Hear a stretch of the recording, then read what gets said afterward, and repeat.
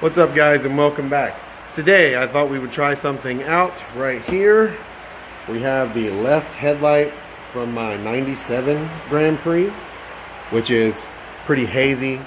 The light itself is probably a lost cause on the inside, so I'm going to replace it later anyway.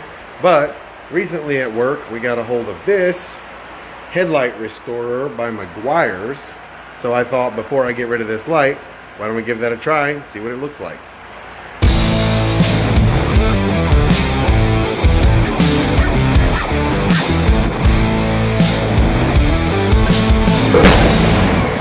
Okay, so this is what comes in the pack. It's one of the simpler ones I think I've ever seen.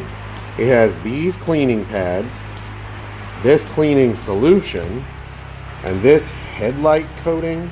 So basically, you're just supposed to take these and this and clean the whole thing across, and then dry it and spray this on it according to the instructions.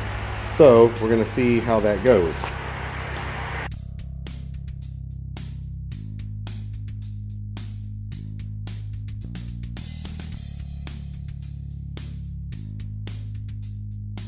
So this is the finished product, and I have to say that's honestly not too bad. I mean, we've used a bunch of different ones at the shop. This isn't the best quality of any of the ones I've ever used, but I mean, for something that took me basically 5 minutes, that's pretty impressive. And this is not sponsored. I'm just basically had these to use, so I thought I would show it to you guys. If you want to see more of these, I'll try to pick up some different kinds and try them out and show them to you. But for right now, I'm going to get this back on the car and we'll do a side-by-side from before and after.